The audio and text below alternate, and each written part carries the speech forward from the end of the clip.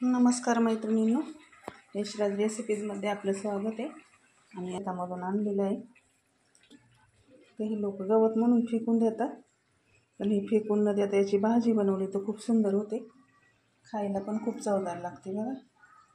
कांदा, लसूण आणि हिरवी मिरची टाकून ही भाजी बनवायची. बनवायला अगदी सोपी आहे, अगदी 2 मिनिटामध्ये होते. तर ही भाजी आपल्याला बनवायची.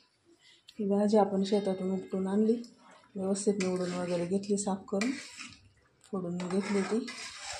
आणि त्याच्यात आपल्याला भाजी बनवायची बघा. त्याच्यासाठी आपण कढई ठेवूया. तर 1 ते 1.5 चमचा तेल टाकून घ्यायचं. तुम्हाला जेवढं पाहिजे तेवढं टाकू शकता. मध्ये टाकायचं आहे आपल्याला फोडणीसाठी कांदा, कारण कांदा टाकला का खूप छान टेस्ट येते.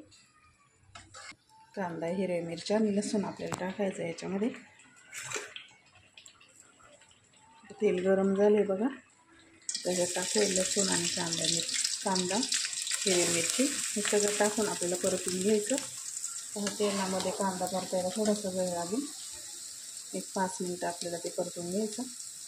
त्याच्यानंतर भाजी टाकायची. हे बघा, आता आपला कांदा आणि मिरची परतत आली, लसूण पण छान परतून झालं आहे. तर हा कांदा आपल्याला लाल नाही करायचा, जास्त नॉर्मलच ठेवायचा. आता ही भाजी आपण त्याच्यात टाकूया.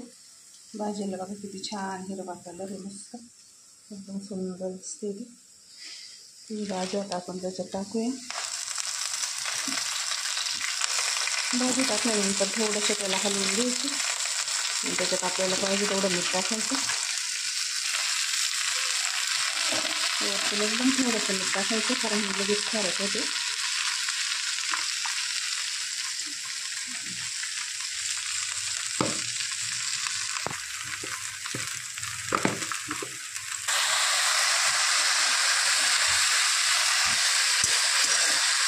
आपलं मीठ टाकून झाले आणि भाजी पण बऱ्यापैकी शिजली. याला पाणी बिणी टाकायची गरज नाही पडत.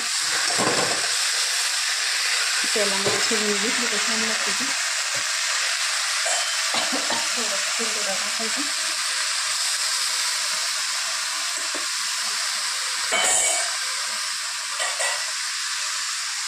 2 मिनिटामध्ये होऊन जाते. ओळी असते ती. जोपर्यंत पाणी आटत नाही तोपर्यंत व्यवस्थित खाली करायचं. तिला खाली घ्यायची, मिक्स करायचं सगळं. ते पहा, आता ही राजगिरीची भाजी आपली तयार झाली. व्यवस्थित खालीवर मिक्स करून त्याचं झाकण ठेवूया. आपण खाऊ शकतो. भाजी आणि बाजरीची